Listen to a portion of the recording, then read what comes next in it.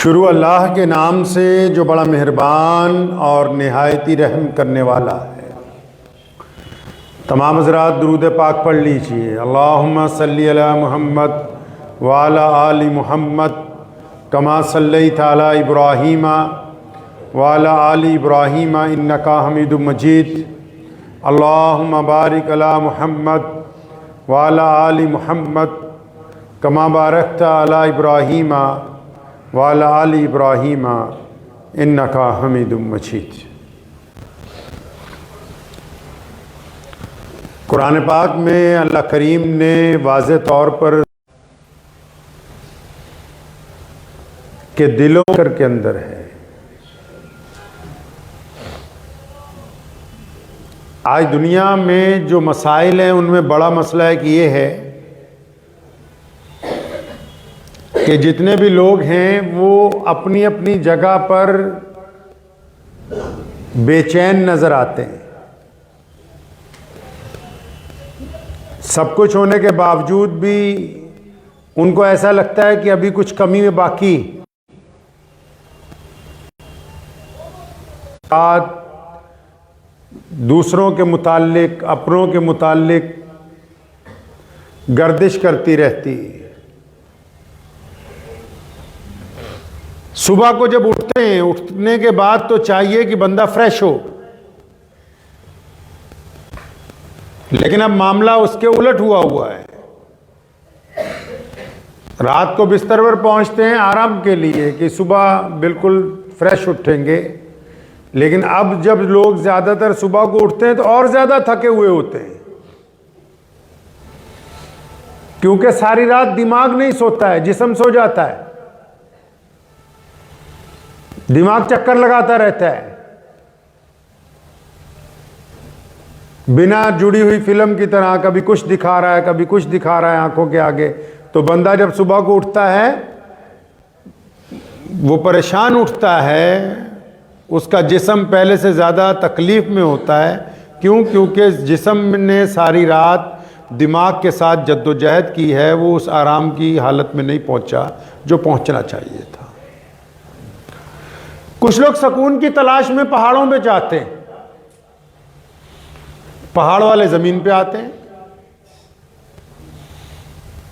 कुछ समुंदरों में जाते हैं, दरियाओं के चक्कर लगा रहे हैं। कुछ दूर दराज का सफर कर रहे हैं। क्या करना है भाई? भी सुकून चाहिए, बोर हो गए हम, बोर बहुत हैं, बोरिंग चल रही है जिंदगी। अब जिंदगी इतनी बोर हो गई है, उसको खुशी मनाने के लिए कोई शराब पी रहा है, कोई अय्याशी कर रहा है, कोई गुंडागर्दी कर रहा है, कोई किसी से गंदा मजाक कर रहा है, कोई ठगियां मार रहा है। उसको फन का नाम दे दिया दुनिया ने, फन। जो जितनी चरब जुबानी कर रहा है, बेईमानी कर रहा है, कहते ये तो फन है।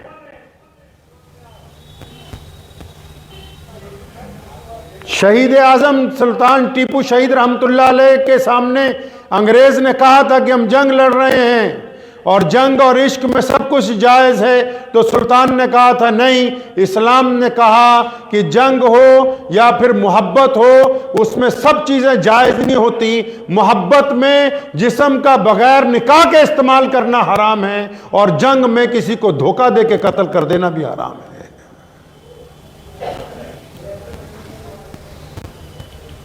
तो परेशान है दुनिया आज। अब परेशान क्यों है भाई? कई अच्छे अच्छे नमाजी भी परेशान है। जरूरी नहीं कि बेदीन ही परेशान है, नमाजी भी परेशान है, दीनदार लोग भी परेशान है। दिल को सुकून ही नहीं है। दिल को जिस जगह होना चाहिए इत्मीनान, तसल्ली, वो है ही नहीं। अच्छे अच्छे बड़े बड़े पहुंचे हुए वली जो आजकल अपने आप को कहते हैं, वो परेशान है। भाई क्या बात हो गई? बात यह है कि हमारे प्यारे पैगंबर अलैहिस्सलातु वस्सलाम ने हमें तरबियत फरमाई, अपनी उम्मत को कहा कि हकीकत को पहचानना है हमेशा। अपनी बेटी सैयदा फातिमा तो ज़हरा रज़ी अल्लाह ताला अन्हा, कौन फातिमा? जो मोहम्मदुर रसूलुल्लाह की लखते जिगर हैं, जो जन्नत में तमाम खवातीन की सरदार हैं। इस बात से अंदाजा लगा लो कि कल क़यामत के दिन जब अल्लाह का दरबार लगा हुआ होगा, जब फातिमा ने गुजरना होगा तो ऐलान होगा, तमाम नबी व कुतुब गौस अब्दाल सहाबी सब मौजूद होंगे। जब सैयदा फातिमा की सवारी गुजरेगी, हुक्म होगा कि अपनी अपनी आंखें झुका लो कि मोहम्मद रसूलुल्लाह सल्लल्लाहु अलैहि वसल्लम की बेटी गुजरने वाली है। जिनको दुनिया में रसूलुल्लाह ने बता दिया कि बेटा मेरे बाद सबसे पहले तुमने मुझसे आके मिलना है, जिनको ये बता दिया हो कि बेटा तू जन्नत की औरतों की सरदार है, तेरे बच्चे जो हैं जन्नत में नौजवानों के सरदार हैं, उनको भी रसूलुल्लाह सल्लल्लाहु अलैहि वसल्लम ने एक दिन फरमाया, फातिमा बेटा एक बात याद रखना, अगर अल्लाह करीम हिसाब लेने पर आ गए तो फिर उसका हिसाब तो तुम्हें खुद ही देना पड़ेगा। हकीकत समझा रहे हैं मोहम्मद रसूलुल्लाह सल्लल्लाहु अलैहि वसल्लम। मूसा अलैहिस्सलाम का आखिरी वक्त आया ना, जब फरिश्ता पहुंचा, नबियों के पास जब फरिश्ते आते हैं जान निकालने के लिए, उनको बताना पड़ता है आके कि हम फला फरिश्ते इस काम के लिए आए। जैसे फरिश्ता पहुंचा मलकुल मौत, उसने सलाम किया और जब उसने जान निकालने की बात की, हजरत ने इतनी जोर से थप्पड़ मारा कि वो वहां दूर जाके गिरा, उसकी आंख निकल गई एक। अल्लाह के करीबी थे ना, अल्लाह से बातें करते थे ना, मूसा कलीमुल्लाह थे। ओए तेरी इतनी जुर्रत, तू मूसा की जान निकालने आया, भाग जाए यहां से। और फरिश्ता वापस अल्लाह के पास गया कि अल्लाह वो तो आपका जो नबी हैं वो तो नाराज हो गए। फरमाया अच्छा जाके कह दो कि बैल की पुश्त पर हाथ फेरें, जितने बाल एक हाथ के नीचे से गुजर जाएंगे उतने 1000 साल उम्र बढ़ा देंगे हम। मतलब अगर हाथ फेरा 10 बाल गुजरे तो 10,000 साल। अब बाल कितने होते हैं आपको अंदाजा? तो पहुंच गया वापस के हजरत, वो अल्लाह ने हुक्म दे दिया है कि आप इस जानवर की पुश्त पर हाथ फेरिए, जितने बाल गुजर जाएंगे हाथ के नीचे से उतने 1000 साल उम्र बढ़ा देंगे। फरमाया अच्छा उसके बाद क्या होना है? उसके बाद क्या होने वाला है? फरमाया उसके बाद फिर मौत आने वाली है। फरमाया जब इतने 1000 साल गुजरने के बाद फिर मौत आने वाली है तो हम फिर हकीकत को क्यों ना पहचाने? उस बात को छोड़ दो कि हमने पुश्त पर हाथ फेरना है, फिर जब जाना 1000 साल बाद है तो फिर उससे बेहतर आज क्यों नहीं जाना चाहते? मसला दुनिया का यह है कि जो हकीकत है हम उस हकीकत को तस्लीम ही नहीं कर रहे। जो बंदा जहां पर है वो अपने आप को उससे आगे बताना चाहता है, कोई भी हो, अपनी तारीफ अपनी सिफात 24 घंटे अपनी मैं लगा रखी है कि मैंने ये कर दिया, मैंने वो कर दिया। मसला ये फंसा हुआ है घर वालों के साथ भी कि अबे मान लो मैंने तुम पे एहसान किया है, तुम्हें घर बना के दिया, तुम्हारे लिए खाने का इंतजाम कर रहा हूं, तुम्हारे लिए ये कर दिया, भाइयों के लिए कर दिया, मां बाप के लिए कर दिया। जो लफ्ज मैं है, जो नहीं है वो अपने आप को बताना चाहता है। जो जिस भी मुकाम पे है बंदा, अब वो क्योंकि दूसरा मानता नहीं है, अगला कहता है मुझे मानो, अगला कहता है मैं मानूंगा नहीं, मुझे तो बहुत बड़ा तो आलिम मान होता है, मैं तो नहीं मानूंगा। अच्छा जी तो मुझे बहुत बड़ा अफसर समझो, कहते जी मैं तो नहीं समझूंगा। अब वो इस चक्कर के अंदर फंसे हुए हैं कि भाई दूसरा बंदा हमें मान ले किसी तरह, जो हम नहीं हैं, जो हमने अपने ऊपर खौल बना रखा है, जो हमने खौल बना रखा है अपने ऊपर, उसको किसी तरह तस्लीम कर लिया जाए। अब वो दूसरा बंदा तो उसको कभी तस्लीम करेगा नहीं। अब फिर हम परेशान हैं, सारी रात कि अच्छा फलां ने हमें नहीं माना, फिर इसलिए भी परेशान है कि यार फलां आगे क्यों जा रहा है, फलां इतनी सामान क्यों ले आया, फलां ने गाड़ी क्यों खरीद ली, फलां ने ये क्यों कर लिया, फलां ऐसे कैसे बन गया। आपने बनाया है। वो कोई बंदा कार में जा रहा हो ना, खुद बंदा फट्टे पे बैठा होता है और यार आ देखो ਇਹਦਾ ਮੂੰਹ ਤੇ ਗੱਡੀ, मतलब कहते इसकी शक्ल देखो, ये गड्डी जो गएगा नहीं। अब तुम अल्लाह की तकसीम के ऊपर अपने आप को हावी समझते हो। अल्लाह बेहतर जानते हैं किसको क्या देना था कि तुम बेहतर जानते हो। अगर तेरी इतनी अच्छी शक्ल होती, तू ना गाड़ी पे बैठा होता, तू तो फट्टे पे बैठा है, वो गाड़ी में जा रहा है। लोगों को जो कुछ अल्लाह करीम ने अता फरमाया, वो अल्लाह करीम ने अपने फजल से जिस भी बंदे को, अगर कोई बंदा किसी मुकाम पर भी है तो उसमें उसका कोई कमाल नहीं है। नोट कर लीजिए इस बात को। अगर मेहनत से, इल्म से, रुतबे से, नस्ल से, अगर इन चीजों की वजह से इज्जत मिलती, दौलत मिलती, अगर मेहनत की वजह से मिलती, तो सबसे ज्यादा पैसा दिहाड़ीदार मजदूर कमाता, जो सुबह को ईंटें ढोने शुरू करता और शाम हो जाती है उसको। लेकिन दुनिया में देखिए, अंगूठा टेकों के आगे बड़े बड़े अफसर पानी भर रहे हैं, उनकी कंपनियों में मुलाजिम हैं। कंपनियों में जाइए, कंपनी का चेयरमैन अंगूठा टेक होता है और मैनेजिंग डायरेक्टर पता नहीं कितनी 1000 डिग्रियां उसके पास, लेकिन वो उसके मतहत है।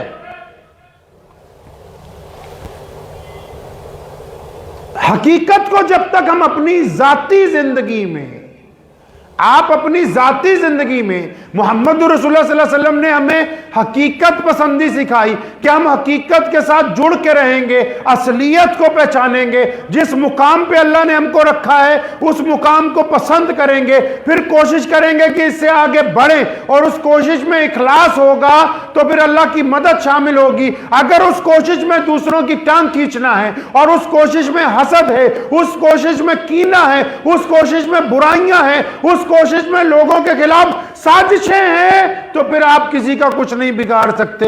जहां पर हैं आपको उससे भी एक पायदान पीछे चले जाना है, उस पायदान से भी पीछे चले जाना है। उमर बिन खत्ताब रज़ियल्लाहु तआला अन्हु का मशहूर किस्सा है, मशहूर वाकया है। अरब में आज भी रवाज है, जब बहुत दोपहर होती है तो लोग एक दूसरे से मिलने नहीं जाते। दोपहर को मार्केटें बंद हो जाती हैं अब भी, गर्मी की शिद्दत की वजह से। तो हज़रत ज़ोहर की नमाज पढ़ा के अमीरुल मोमिनीन उमर बिन खत्ताब रज़ियल्लाहु तआला अन्हु निकले, तो घर जा रहे थे, तो रास्ते में एक चौराहे पे चंद लोग खड़े थे। तो अमीरुल मोमिनीन गुजर रहे थे, तो किसी ने देख के कहा कि वो देखो उमर जा रहे हैं, इनका तो इतना दबदबा हो गया है, इनका इतना रोब हो गया है, इनकी अब इतनी चलती है कि अगर किसी भी देश में इनकी तरफ से एक रुक्का लिख के भेज दिया जाए कि इस हुकूमत को मुझे दे दो, तो बगैर लड़ाई के, बगैर फौज भेजे हुए वो शहर फतेह हो जाता है। इतना इनका दबदबा हो गया है। घर पहुंचे, खाना खाया, आराम नहीं किया, बड़े बेचैन हो गए, परेशान हो गए। वापिस आए मस्जिद में। उस वक्त मुसलमानों की मस्जिदें ही मुसलमानों की सियासतगाह होती थी। ये तो आज का कमबख्त प्रधान बताता है कि मस्जिद में बैठ के बात ना करना कि किसके हक में जाएंगे सियासत में, किसके हक में नहीं जाएंगे। ये तो अब मौलवियों ने और लीडरों ने मिलकर रवाज डाला कि इस्लाम को अलग करो, सियासत को अलग करो, ताकि ये सियासत के मैदान में जलील हो जाए, रुसवा हो जाए, इनको पूछने वाला कोई ना हो। ये तो अब रवाज डाला इस मुल्क में हमने। उस दौर में सब कुछ मस्जिद में होता था, नमाज भी मस्जिद में, हुकूमत भी मस्जिद में, सियासत भी मस्जिद में, एनजीओ भी मस्जिद में, खैराती इदारा भी मस्जिद में, यतीमों की कफालत भी मस्जिद में, तालीम भी मस्जिद में, मिस्कीनों की मदद भी मस्जिद में, लोगों के नामे वजीफे भी मस्जिद से। उस वक्त सब कुछ मस्जिद में होता था। तो हजरत वापस पहुंच गए मस्जिद। वापस दोपहर को ही कैबिनेट की मीटिंग बुला ली। बड़े बड़े सहाबा उसमें थे, हज़रत अबू अय्यूब अंसारी रज़ियल्लाहु ताला अन्हु जैसे लोग, फुकराए सहाबा सैयदना अबू ज़र गफ़ारी रज़ियल्लाहु ताला अन्हु, अमीरुल मोमिनीन सैयदना उस्मान बिन अफ़्फ़ान और मौला अली करमुल्लाह वजह जैसे लोग दोपहर को ही कैबिनेट की मीटिंग बुला ली। अब उस दौर में कैबिनेट की मीटिंगें होती रहती थी उमर रज़ियल्लाहु तआला अन्हु की, बार बार कि आज फलां मुल्क फतेह हुआ, आज फलां जगह गवर्नर लगाना है, आज फलां गवर्नर उतारना है, आज फलां शहर नया बसाना है, आज फलां किला जो है वो मिल गया, रोज मीटिंगें होती रहती थी। अब वो इतनी दोपहर को जब मीटिंग बुलाई तो वो सारे कैबिनेट में जितने सहाबा रज़ियल्लाहु तआला अजमईन थे वो बड़े हैरान हुए कि यार इतनी दोपहर को कौन सी इमरजेंसी पड़ गई है। अब जब वो सब आ गए, ध्यान से सुनना इस वाक़े को, कि आप सबके लिए, जब सारे सहाबा आ गए जो कैबिनेट में थे तो उमर रज़ियल्लाहु तआला अन्हु मेंबर पे खड़े हुए। क्या कह रहे हैं खड़े होके? और फरमाया जब मैं तो छोटा था, 10-12 साल का था, मक्के में जब कहत पड़ जाता था तो मेरी माँ जो है मुझे अपनी बहन के घर भेज देती थी, मौसी के घर, उसके गांव जहां वो ब्याही हुई थी। कहती थी जब मैं वहां, कहते हैं फरमाते हैं कि जब मैं वहां पहुंचता था तो उस घर के लोग कहते थे लो देखो मक्के के भुक्कड़ आ गए, क्योंकि मक्के में कहत पड़ जाता था गर्मियों में, तो मुझे वहां भेज देती थी गांव। तो फरमाते हैं कि मेरी मौसी का मियां मुझे देख के कहता था ये मक्के के भुक्कड़ आ गए हैं, अब ये यहीं रहेगा 2 महीने, मुफ्त की तोड़ेगा। तो उसने मुझे अपने ऊंट पकड़ा देने सारे 20-25 और मुझे सुबह को भेजना जंगल में कि इन ऊंटों को चराओ। फरमाया मैं शाम को आता था तो मुझे 1 मुट्ठी खजूरों की या कभी 1 मुट्ठी किशमिश की जो है वो दिया करता था। तो साहबा ने कहा अमीरुल मोमिनीन ये जो आप किस्सा सुना रहे हैं ना, ये तो हमें पता ही है, हम भी वहीं रहते थे मक्के में, हमें पता है कि क्या होता था तुम्हारे साथ। और फरमाया नहीं यार तुम्हें पूरी बात नहीं पता। मेरे अब्बा ने एक दिन मुझे कहा कि उमर ये ऊंट जरा लाइन में लगाओ, कोई व्यापारी आने वाला है। तो 5-7 ऊंट थे। फरमाते मैंने एक ऊंट को लाइन में खड़ा किया, फिर दूसरे को खड़ा किया, जब तीसरे को खड़ा किया तो पहले वाला अपनी जगह से भाग गया। फरमाया मैंने पहले वाले को पकड़ के खड़ा किया, जब चौथे को लगाया तो तीसरा निकल गया बीच में से, फिर तीसरे को लगा के 5वें को पकड़ा, दूसरा भाग गया। तो फरमाया मेरे अब्बा मुझे देख रहे थे बहुत देर से, जब मैं 5 ऊंट लाइन में नहीं ना लगा सका तो वो आए मेरी गर्दन पे एक चपत मारी और फरमाया तुझे इतनी तमीज नहीं कि एक 5 ऊंट तेरे से लाइन में नहीं लग रहे। साहबा ने कहा अमीरुल मोमिनीन हमें यह भी बात पता है, आपका मतलब क्या है? तो सैयदना उमर रज़ियल्लाहु तआला अन्हु रोने लगे। फरमाया मैं गुजर रहा था ना, लोगों ने कहा उमर का बड़ा दबदबा है, उमर का बड़ा रोब है, तो मैं तुम्हें इसलिए दोपहर को बुलाया कि तुम्हारे सामने अपनी औकात याद कर सकूं कि जब हम मुसलमान नहीं थे, जब तक रसूलुल्लाह नहीं आए थे, जब तक हमारे पास ईमान नहीं था, तो उमर से तो 5 ऊंट लाइन में नहीं लगते थे। आज 22 लाख मुरब्बा मील के ऊपर उमर हुक्मरानी कर। नारे तकबीर, नारे तकबीर, नारे तकबीर, दीन इस्लाम, नारे नबूवत, नारे तकबीर। हकीकत को नहीं छोड़ा। एक दिन जुमा पढ़ाने के लिए पहुंचे, कुछ देर हो गई, दरवाजे पे सैयदना अबू ज़र गफ्फारी रज़ियल्लाहु तआला अन्हु थे, बड़े जलीलुल कदर साहबी हैं, फुकराए सहाबा में से हैं, हजारों लाखों रुपए भी जब किसी ने दिए 1 घंटे में लुटा दिए, 1 घंटे में बांट दिया करते थे, खुद फाके से जिंदगी गुजारी। तो उमर देर से पहुंचे, डांटा और फरमाया तेरे नौकर हैं, तू देर से आया जुमा पढ़ाने के लिए। तो सैयदना उमर फारूक रज़ियल्लाहु तआला अन्हु खड़े हुए और फरमाया मेरी गलती नहीं है, मेरे कपड़े जो हैं गीले थे, एक ही जोड़ा है मेरे पास, हाथ लगा के देख लो अभी भी गीले हैं। हम लोग इसलिए परेशान हैं, ये दुनिया में जितने लोग हैं क्यों परेशान हैं? बड़ी बड़ी कोठियों वाले, महलों वाले, आम लोग सारे क्यों परेशान हैं? हम कहते हैं लोग हमारे वजूद से आगे जाके मानो हमें, हम हकीकत को नहीं पहचानने के लिए तैयार। जो जिस हकीकत में अल्लाह ने हमें पैदा किया, जिन हालात में हम रहते हैं, जो हमारे माँ बाप हैं, हम तो दूसरे के खूबसूरत माँ बाप को देख के अपने माँ बाप को माँ बाप कहने के लिए तैयार नहीं। दूसरे के अच्छे घर को देख के अपने घर को घर दिखाने के लिए तैयार नहीं। अल्लाह ताला ने जिस हालत में जिसको रखा है वो तब भी लाखों करोड़ों लोगों से बेहतर है। दिल बेचैन है, परेशान है कि यार रिश्तेदार मान लें किसी तरह, मुझे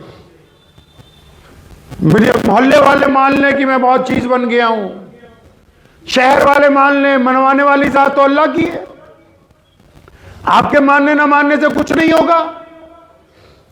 नमाजियों के दिल परेशान है, अरे मान लो मोहल्ले वालों में 5 वक्त का नमाजी हूं, अजी मैं तहज्जुद पढ़ रहा, मैंने तो इशराक की नमाज पढ़ी, आज रात तहज्जुद पढ़ने आया था, सारी रात परेशान रहा, लोटा नहीं मिला, जानमाज नहीं मिला। मतलब तू दुनिया को बताना चाहता है कि मैं नमाजी हूं। दिल मुतमईन नहीं है, दिलों का रोग लगा हुआ है। दिल को भी 2 तरह के रोग लग जाते हैं ना, एक तो ज्यादा कौरमे बिरयानियां खाने से इसकी ब्लॉकेज बढ़ जाती है इसमें ना, और दूसरा ज्यादा मैं करने से भी ये बेचैन हो जाता है, इसमें टिकाव नहीं आता है। फिर अगर आप दिल का सुकून चाहते हैं, कई लोगों को सुकून है नहीं, 2-2 मिनट बाद, 2-2 घंटे बाद, हर एक दिन देखो नए लोगों के साथ खड़े गप्पे मार रहे हैं, यार मैं ये हूं, मैंने ये किया था, मैं वो हूं। अगर किसी को देखना हो कि बंदा ढंग का है या बेईमान है, ईमानदार है नहीं है, खानदानी है या गैर खानदानी है, सबसे पहले यह पता करो कि इसके यार कितने पुराने हैं। अगर तो यार वही हैं जो बचपन में थे, तब तो ईमानदार भी है, खानदानी भी है। अगर ये नए नए यार बनाता है तो ये बदतरीन कमीना इंसान है। बुल्ले शाह ने कहा ना कि नवे नवे ना यार बनाइए, वांग कमीने आ लोका, नवे नवे दोस्त बनाता है। इसको तो सिर्फ मैं की पड़ी हुई है, रोज नई यारियां गांठता है। किसी मस्जिद में जाते हैं हम लोग पूरे मुल्क में, तो मस्जिद की हालत देख के भी पता लग जाता है। अगर तो इमाम, अब ये हो सकता है ये गुफ्तगू किसी को अच्छी ना लगे, अगर तो इमाम 25-30 साल पुराना है, फिर तो पता लगता है कमेटी पढ़े लिखे लोगों की है, दानिश्वरों की है। जहां हर 15 दिन बाद, 2 महीने बाद, 6 महीने बाद इमाम बदल रहा है, तो कम से कम कमेटी भी कभी पढ़े लिखे लोगों की बदल के देख लो, जो कम से कम इंसान बन के मस्जिद को चला ले। निजाम वही लोग होते हैं जो मुखलिस हों और जिनका दिल ठहरा हुआ हो। और दिल कब ठहरेगा? अल्लाह के जिक्र के साथ। अल्लाह ने कुरान में वाज़े तौर पे कहा, आप चाहे पहाड़ों में घूम लो, आप जमीन के खित्तों में घूमो, आप समुंदर की गहराइयों के अंदर चले जाओ, हवा में पैराशूट लेके गोते लगाते रहो, चाहे बाजारों के अंदर खरीदारी करते रहो, बेहतरीन आइसक्रीमें खाओ, अच्छी कॉफी शॉप पे जाओ, नमे नमे यार बनाओ, बेइंतहा काम करो, लेकिन आपको सुकून नहीं मिलेगा। बिस्तर पे रात को थके हुए पहुंचोगे। हाँ, अगर 24 घंटे में नमाज के साथ कभी कुछ वक्त आप निकाल लें, 10 मिनट का, 15 मिनट का, जिसमें आपका दिल अल्लाह के जिक्र के लिए राजी हो जाए, खुदा के जिक्र के लिए, उस पालनहार के लिए। कुरान पढ़ा कभी? कुरान ने कहा अल्हम्दुलिल्लाह रब्बिल आलमीन। अल्लाह ने यह नहीं कहा कि मैं तुम्हारा रब हूं, फरमाया रब तो हूं लेकिन पालनहार हूं। जिस तरह मां बच्चे को पालती है, फरमाया कायनात का पालनहार हूं मैं। कुछ वक्त अपने रब के लिए निकालें, थोड़ा सा, जिसमें अल्लाह का जिक्र हो, उसकी तस्बीह हो और दिल की तवज्जो अल्लाह की तरफ हो। तवज्जो जब तक अल्लाह की तरफ नहीं होगी, दीनदार लोग क्यों नाकाम है? ये बड़े बड़े लोग दुआएं करते हैं, क्यों कबूल नहीं होती? क्यों टुकड़े हो रहे हैं बड़ी बड़ी जमातों में? मुल्क की जितनी हमारी बड़ी जमातें, चाहे वो मुसलमानों की मौलवियों की जमातें हो, चाहे वो दीनदार लोगों की जमातें हो, सब में टुकड़े हो रहे हैं। क्यों? क्योंकि हुब्बे जा बढ़ गई है। हुब्बे जा बढ़ गई कि मुझे मानो, अल्लाह और उसके रसूल को मानने की बात नहीं है। वो कहते हैं अल्लाह रसूल का नाम हम लेते हैं, मानो हमें तुम। जब तक बंदा इबादत के दौरान भी, ये बीमारी सिर्फ दुनियादारों को थोड़ी लगी हुई कि मैं कर रहे, दीनदारों के अंदर भी यही बीमारी फंसी हुई है। जी मैं नमाज पढ़ रहा हूं, मैं तफसीर कर रहा हूं, मैं कुरान पढ़ रहा हूं, मैंने तहज्जुद पढ़ी, मैंने मस्जिद बनाई, मैंने मदरसे में ये दिया, मैंने वो किया। अब जब तुमने मैं ही करनी है तो बकरा ईद का इंतजार करो, छुरी तैयार है इस मैं के ऊपर फिरने के लिए। फिर अल्लाह को पसंद नहीं है ये बात। यहां तक हुक्म है कि एक सजदा, आप मस्जिद में बैठे हैं, आपने सजदा किया, आप नमाज पढ़ रहे हैं, सजदा किया अकेले खाली मस्जिद में, मिसाल के तौर पे आप खाली मस्जिद में अकेले, आपने नमाज पढ़ रहे हैं, आपने सजदा किया, ऊपर से मेरे जैसा कोई आ गया, अब आपको पता लग गया एक बंदा और आ गया हॉल में, अब तो सजदा लंबे पे लंबे किए जा रहा कि कोई बात नहीं, अब्दुर्रहमान का लड़का आया, इसे पता लगे कि मोहम्मद शफी तो लंबे सजदे करता है। अब ये सजदा हराम है, ये अल्लाह के लिए नहीं है, ये तुमने अब्दुर्रहमान के बेटे को दिखाने के लिए किया, इसलिए ये सजदा जो है अल्लाह के करीब कभी कबूल नहीं होने वाला है।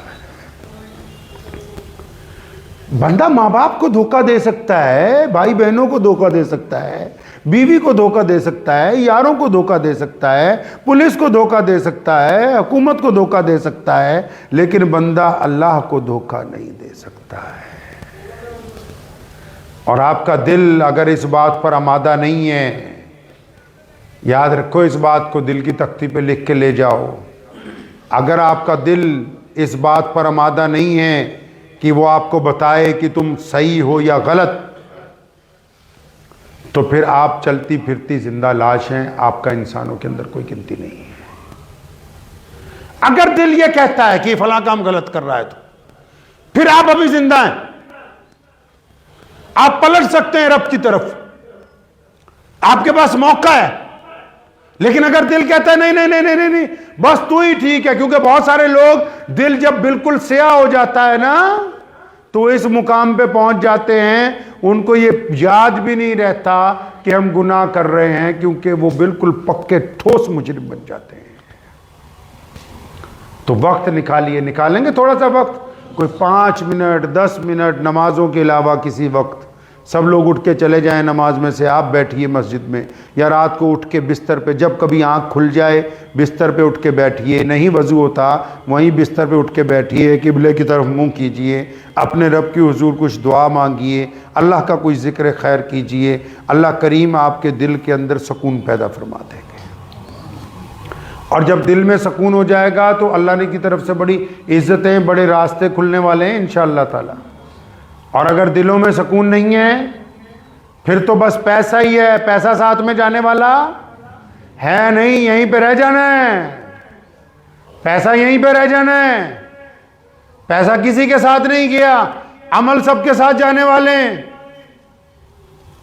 तो दिल का सुकून अल्लाह के जिक्र में, अपने रब को याद करें, अपने रब का नाम लें, अल्लाह की तरफ मुतवज्जो करें अपने दिल को, और ये राज अपने और अपने अल्लाह के दरमियान रखें। जिस तरह आप सोचते हो ना कई गुनाह है, छुपा लें किसी को पता न लगे, इस तरह अगर आप अपनी और अल्लाह की दोस्ती को छुपा लेना तो किसी को पता ना लगे, तो ऐसी ऐसी जगह आपको इज्जत मिलेगी कि आपको अंदाजा भी नहीं होगा, अंदाजा भी नहीं होगा आपको, आपके वहमो गुमान से ज्यादा। लेकिन अगर आप मैं करने लगे कि जी बस मैं ही हूं सब कुछ, तो फिर तो इस ज़मीन पर बड़े बड़े कब्रिस्तान हैं जहां ऐसे लोग रह रहे हैं जो कहते थे अगर हम चले गए तो फिर ये दुनिया बाकी रहने वाली है नहीं है। तो दुआ कीजिए अल्लाह करीम मुझे भी और आप सबको भी इन बातों पर अमल करने की तौफीक अता फरमाए। व आखिर दावाना अनिल हम्दुलिल्लाह।